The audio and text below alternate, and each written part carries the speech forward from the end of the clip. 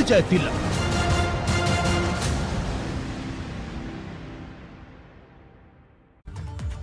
नमस्कार, बहुत स्वागत है आप सभी का। आप देख रहे हैं न्यूज एट 4। मैं हूं आपके साथ जया मिश्रा। यूपी विधानसभा चुनाव 2022 को लेकर दिल्ली में भाजपा की अहम बैठक हो रही है। भाजपा के राष्ट्रीय अध्यक्ष जेपी नड्डा यूपी चुनाव से जुड़े अहम मुद्दों पर यूपी के पदाधिकारियों के साथ रणनीति पर चर्चा कर रहे हैं। दिल्ली में होने वाले भाजपा की महाबैठक में पार्टी अध्यक्ष जेपी नड्डा के अलावा संगठन महामंत्री बीएल संतोष, यूपी चुनाव प्रभारी धर्मेंद्र प्रधान, प्रदेश प्रभारी राधा मोहन सिंह, यूपी बीजेपी अध्यक्ष स्वतंत्र देव सिंह और प्रदेश संगठन महामंत्री सुनील बंसल भी शामिल हैं। बैठक में जेपी नड्डा चुनाव अभियान, पार्टी के कार्यक्रम और मुद्दों के आधार पर अपनी रणनीति तय कर रहे हैं और उसी आधार पर, रणनीति के आधार पर भाजपा पूरे चुनाव में प्रचार अभियान की रूपरेखा तैयार करेगी और उसी आधार पर चुनाव प्रचार को आगे भी बढ़ाया जाएगा। तो दिल्ली में इस वक्त बैठक चल रही है, महामंथन जारी है। अविनाश मेरे सहयोगी मौजूद हैं दिल्ली से। अविनाश, महामंथन बीजेपी कर रही है 2022 को लेकर, क्या इस वक्त ताजा अपडेट है बैठक को लेकर?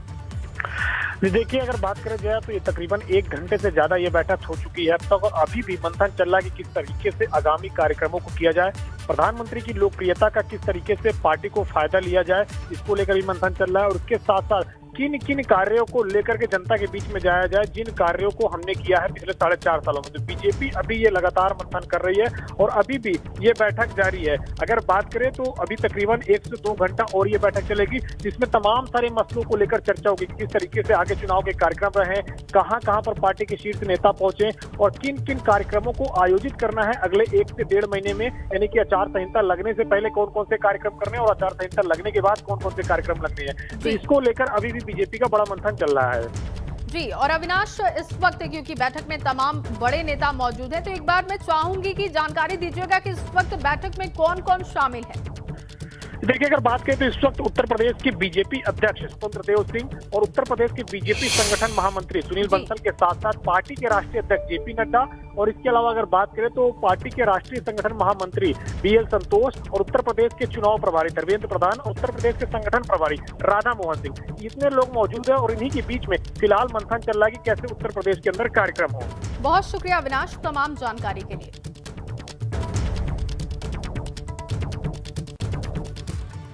यूपी और उत्तराखंड के बीच 20,000 करोड़ की संपत्ति विवाद का निपटारा हो चुका है। लखनऊ में मुख्यमंत्री योगी और उत्तराखंड के सीएम पुष्कर सिंह धामी के बीच बैठक के बाद दोनों राज्यों के बीच 21 साल पुराने संपत्ति का विवाद सुलझ गया है। आपको बता दें कि 2 दिन के लखनऊ दौरे पर आए उत्तराखंड के सीएम पुष्कर सिंह धामी ने सीएम योगी से मुलाकात की, जिसमें दोनों मुख्यमंत्रियों के बीच लंबी बातचीत के बाद परिसंपत्ति विवाद का निपटारा हो गया है। सीएम पुष्कर सिंह धामी ने बताया कि संपत्ति विवाद पर सहमति बनी है और अब दोनों सरकारों की सहमति से कोर्ट में सभी केस वापस ले लिए जाएंगे। वहीं सीएम पुष्कर सिंह धामी ने बताया कि जो बचे हुए मामले हैं उनके लिए 15 दिनों का वक्त तय किया गया है। दोनों प्रदेशों की टीमों के ज्वाइंट सर्वे के बाद बचे हुए मामलों पर फैसला होगा।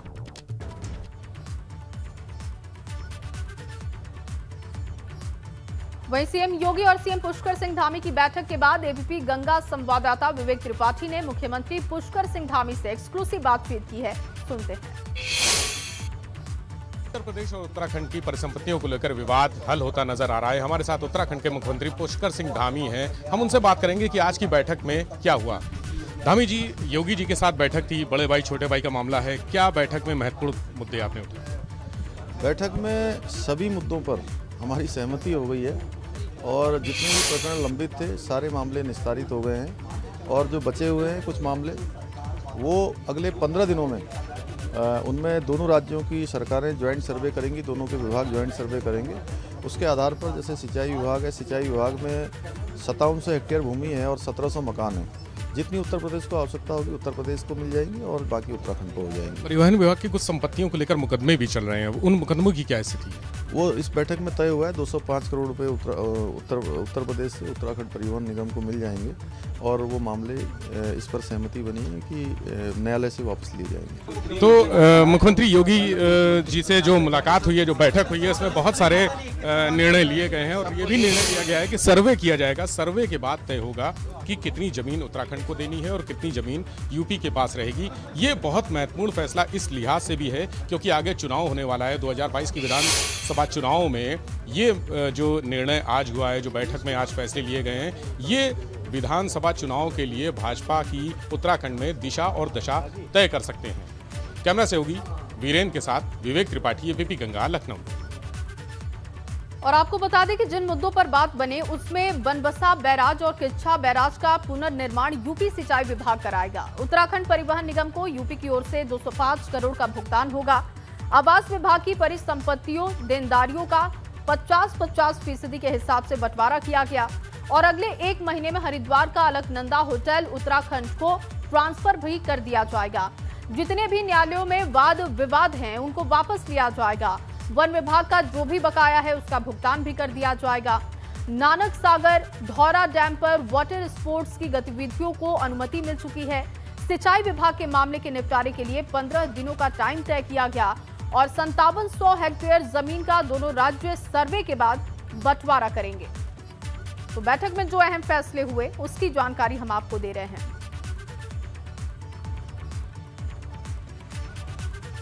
इधर भाजपा नेता और मशहूर भोजपुरी गायक कलाकार दिनेश लाल यादव निरहुआ ने सपा अध्यक्ष अखिलेश यादव पर बड़ा हमला किया है। उन्होंने कहा कि मान लीजिए, सम्मान लीजिए, तुष्टीकरण के लिए राम भक्तों की जान ले लीजिए। निरहुआ का ये वीडियो खूब वायरल हो रहा है। तो सिर्फ आपको इतना कहना चाहता हूं कि मान ले लिए, सम्मान ले लिए और आप लोग तो यादवों का स्वाभिमान ले लिए, क्योंकि कृष्ण भगवान भी उस दिन खून के आंसू रोए होंगे जिस दिन यही तुष्टीकरण की राजनीति करने के लिए आप लोग अयोध्या में राम भक्तों की जान ले लिए। पर ठीक है, आप ऐसे ही अपनी विचारधारा समय समय पे बताते रहिए ताकि धीरे धीरे उन लोगों की भी आंख खुले जो लोग आज भी भ्रम में हैं। उनको भी पता चलता रहे कि आप जिन्ना की विचारधारा वाले आदमी हैं और अगर आपको मौका मिला तो आप इस देश का, प्रदेश का क्या करेंगे, ये सबको पता होना चाहिए। उधर यूपी में अगले साल विधानसभा चुनाव होने हैं और इससे पहले प्रधानमंत्री नरेंद्र मोदी योजनाओं के लोकार्पण और शिलान्यास के लिए लगातार यूपी दौरे पर हैं। पूर्वांचल एक्सप्रेसवे के उद्घाटन के बाद अब पीएम मोदी फिर से लगातार यूपी दौरे पर आ रहे हैं। पीएम मोदी कल यानी कि 19 से लेकर 21 नवंबर तक यूपी दौरे पर होंगे। इस दौरान पीएम मोदी 6250 करोड़ की परियोजनाओं का लोकार्पण करेंगे। सबसे पहले पीएम मोदी 19 नवंबर को महोबा जाएंगे। महोबा में अर्जुन सहायक परियोजना यानी कि अर्जुन बांध रात्रि विश्राम करेंगे। 20 और 21 नवंबर को पीएम मोदी डीजीपी कॉन्फ्रेंस में शामिल होंगे जिसमें देश भर के डीजीपी इस कॉन्फ्रेंस में मौजूद होंगे। 21 नवंबर को ही पीएम अटल एकता पार्क का उद्घाटन भी करेंगे और उसी दिन पीएम लखनऊ से बांदा भी पहुंचेंगे। और इसके बाद बुंदेलखंड को पीएम बम्पर सौगात देंगे, उसकी जानकारी भी हम आपको दे रहे हैं। इन योजनाओं का लोकार्पण होगा। अर्जुन सहायक बांध परियोजना है और इसके बाद आपको बताएं कि लाभान्वित जिला हमीरपुर, जहां पर फायदा मिलेगा, जो पीएम की तरफ से सौगात है उसका फायदा सीधे लोगों को पहुंचेगा। और कुल 5 सिंचाई बांध परियोजना है जिसका लोकार्पण होना है। कुल लागत इसमें 3240 करोड़ से ज्यादा का लागत आने वाला है और कुल जो सिंचन क्षेत्र है उसकी संख्या भी हम आपको बता रहे हैं। 49,831 ये क्षेत्र है जिसको फायदा सीधे तौर पर पहुंचेगा और 4 लाख से ज्यादा लोगों को सीधे तौर पर इन योजनाओं का फायदा पहुंचेगा। उधर पीएम मोदी 13 दिसंबर को काशी विश्वनाथ कॉरिडोर का लोकार्पण करेंगे। पीएम मोदी 13 को बनारस में पहुंचेंगे और वहीं पर रात्रि विश्राम करेंगे। फिर 14 दिसंबर को वापस दिल्ली लौट आएंगे। बनारस में 1 महीने तक विशेष कार्यक्रम चलेगा।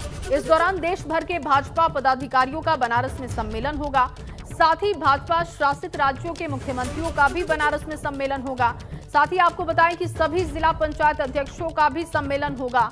इसके अलावा सभी धर्माचार्यों का सम्मेलन कार्यक्रम की रूपरेखा भी तैयार की गई है, यानी कि धर्माचार्यों का सम्मेलन भी बनारस में होगा।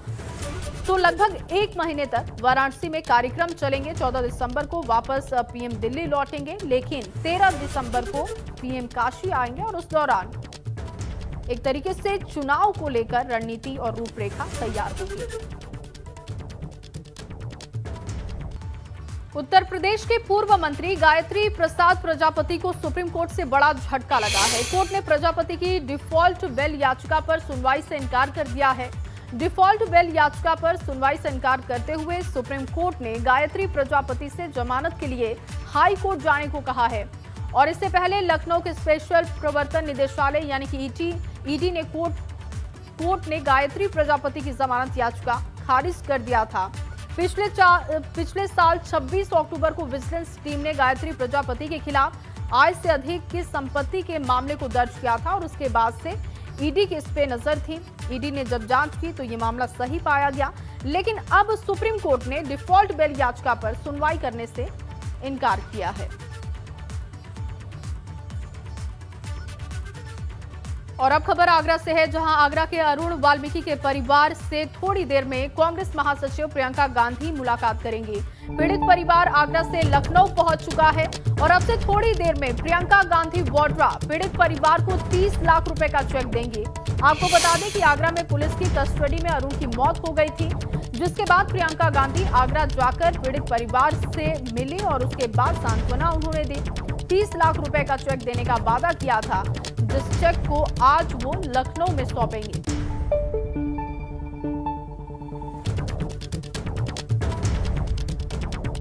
और ये पूरा मामला क्या है, ये अब आपको बताते हैं। दरअसल आगरा निवासी अरुण वाल्मीकि की पुलिस कस्टडी में मौत हो गई थी। 20 अक्टूबर को पुलिस कस्टडी में अरुण वाल्मीकि ने दम तोड़ा था।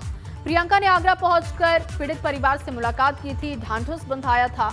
कांग्रेस की तरफ से 30 लाख रुपए देने का वादा भी प्रियंका ने किया था और प्रियंका ने आज पीड़ित परिवार को लखनऊ बुलाया है। लखनऊ में पीड़ित परिवार से वो मुलाकात करेंगी और मुलाकात के बाद 30 लाख रुपए का चेक सौंपेंगी।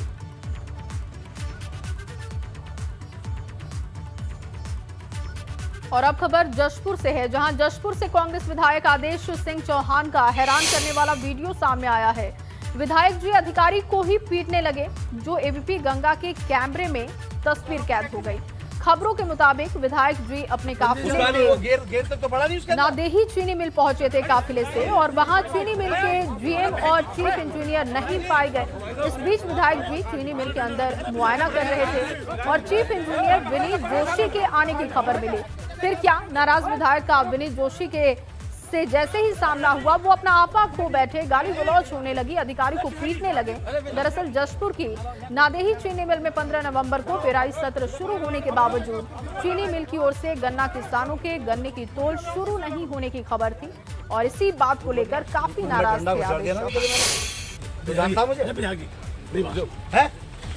घूम रहा हूँ पूरे व्यक्ति में उसका भी वो गेर तक तो पड़ा नहीं उसके अंदर।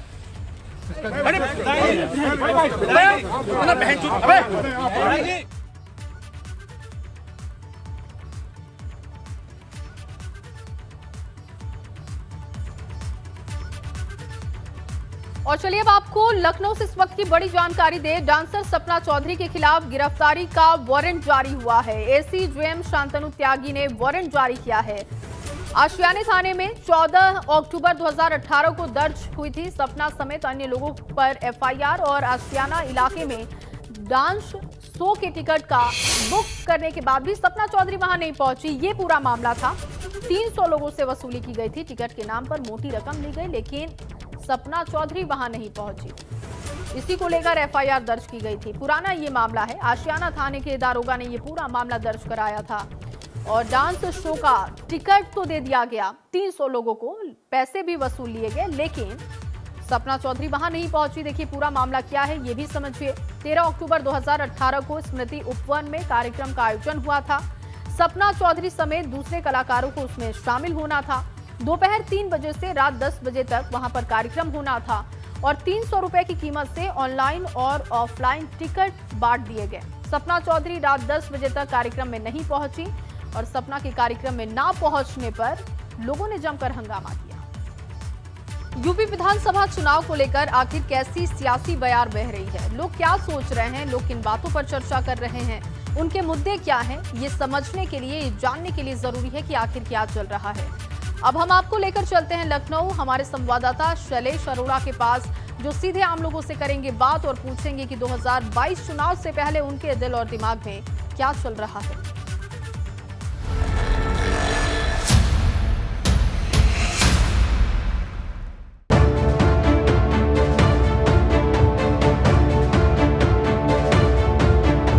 नमस्कार, एबीपी गंगा के खास शो क्या चल रहा है में आपका स्वागत है। और इस समय हम मौजूद हैं लखनऊ के पॉश इलाके जॉपलिंग रोड पर। यहाँ पर एक चाय की दुकान पर, चाय के स्टॉल पर हम मौजूद हैं और यहाँ पर जनता से आज बात करेंगे और जानेंगे कि आने वाले चुनाव को लेकर आखिर उनके मन में क्या चल रहा है, वो क्या सोचते हैं, क्या उनके मुद्दे होंगे, इस पर भी उनसे बात करेंगे। क्या नाम है आपका? मोहम्मद इसान नाम है। ये बताएं क्या चल रहा है आजकल, चुनाव आने वाले हैं, कुछ चर्चा है? चर्चा बहुत है, बहुत चीज़ें हैं। मतलब महंगाई बढ़ती चली जा रही है, कम हो ही नहीं रही है। हम चाहते हैं कमाई, मतलब महंगाई कम हो जाए। ऐसे पेट्रोल बहुत महंगा चल रहा है, डीजल महंगा चल रहा है, बाकी दाल चावल है, ये है, सब महंगाई चलती चली जा रही है। आने चले पे सरकार आए अखिलेश की, हम चाहते हैं इसमें हो जाए कम। तो यहाँ पर कुछ और भी लोग मौजूद हैं, उनसे भी बात करते हैं। चुनाव आने वाले हैं, जब चाय पर बातचीत होती है तो घर परिवार की, काम की सब होती है, लेकिन चुनाव पर भी चर्चा तो होती होगी कुछ ना कुछ। बिल्कुल होती है। चर्चा चल रही है चुनाव पर यही चर्चाएं होती हैं कि कौन सी सरकार हमारे लिए बेस्ट होगी। अभी करंटली जैसे कि बीजेपी हमारे लिए चली रही है, बीजेपी के क्या फ़ायदे क्या नुकसान हमने 5 साल में पिछले देखे हैं, क्या उससे हमारा वो हो रहा है, क्या हमारी ग्रोथ हो रही है। क्या नाम है सर आपका? काली प्रसाद प्रजापति। क्या करते हैं? Service business? जी, आप सर्विस ही बिजनेस सर्विस करते हैं। ये बताइए आपके लिए क्या मुद्दे होंगे आने वाले चुनाव में, जब वोट डालने जाएंगे क्या ध्यान में होगा? मेन तो हमको फोकस करना पड़ा है किसानों के लिए, जिसमें इस समय जो है किसानों को मेन तो खाद नहीं मिल रही, उनको सबसे ज़्यादा परेशान किसान है। इस पे कोई फोकस नहीं कर रहा है, इस पे मेनली फोकस करना पड़ेगा। चुनाव आ रहे हैं, आधी आबादी की बात कही जाती है, महिला सशक्तिकरण की बात होती है। क्या नाम है आपका? अमृता नाम है। आप क्या करते हैं, सर्विस या हाउस मेकर? नई सर्विस करते हैं।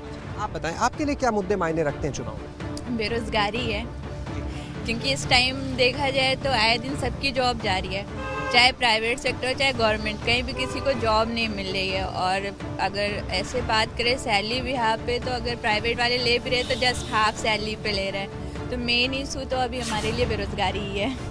कुछ और लोग भी यहाँ पर मौजूद हैं, उनसे भी बात करते हैं, जानते हैं उनकी राय, वो क्या कहना चाहते हैं, उनके मन में क्या चल रहा है। क्या नाम है सर आपका? सर मेरा मुजस्सम नव खान। आप बताएं सर, क्या मुद्दे मायने रखते हैं आपके लिए, क्या चल रहा है? अब की बार अखिलेश की सरकार।